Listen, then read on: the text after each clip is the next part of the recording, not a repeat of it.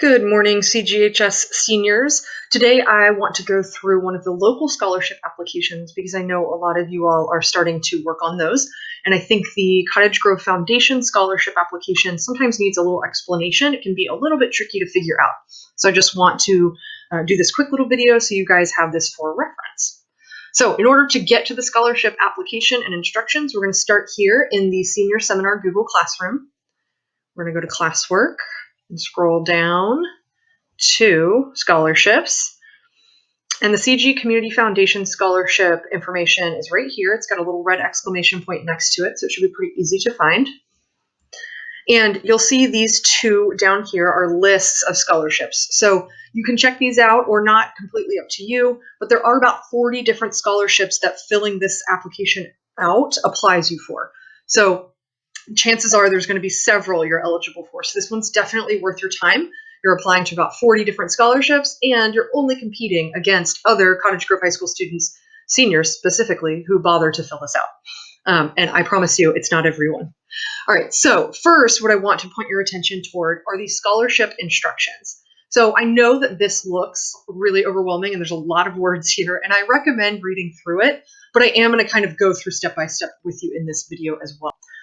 Okay, so the first thing we're going to do is go into our Google Drive. And I want you guys to hit New Folder, okay? And when it comes up, you're going to go ahead and title it like I have here, last name dot first name 2021 application, okay? This is how you're going to turn in your application is through Google Drive. So bear with me because I know that sounds confusing.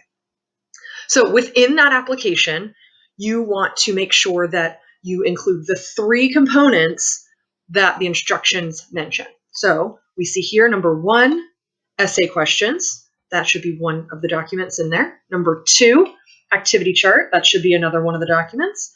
And number three should be the transcript. That should be the other document. So you see, I have done mock-ups of these here. So here's my essays.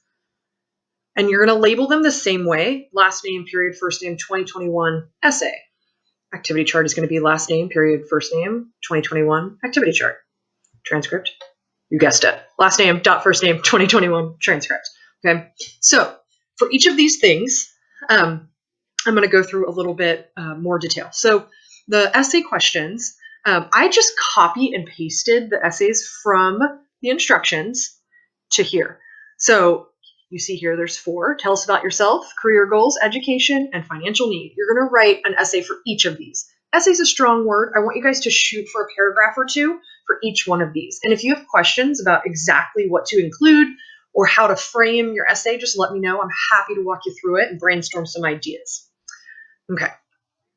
The next piece that you want is going to be your activity chart. Now, don't worry. You don't have to come up with an activity chart on your own. We have a template. So also under scholarships in the Google Classroom, you'll see activity chart template here, and you'll be able to just click into this, and it makes a copy for every student, so you'll be able to just start editing this, okay? Now you're going to want to include extracurricular activities. You can see over here in the different kind of tabs, the different kinds of things you can include. So extracurriculars, community service, paid work history, and awards and recognition. And you just want to make sure you put the activity title, the dates, about how many hours per week or per month, and then the description over here. Now, this is a template provided by a student from a couple of years ago, and I did leave in some of the activities she included just to get you guys thinking about all the different things that you do in high school. You can include things like leadership, link crew, any athletics that you've been a part of. You can include outdoor school, volunteer work, all your paid history, your paid work history, so all your jobs, and then any awards that you've won while you've been in high school. So maybe you won Student of the Month with the Sentinel, or maybe you won an award from the math department your junior year. You can include all of those things as well.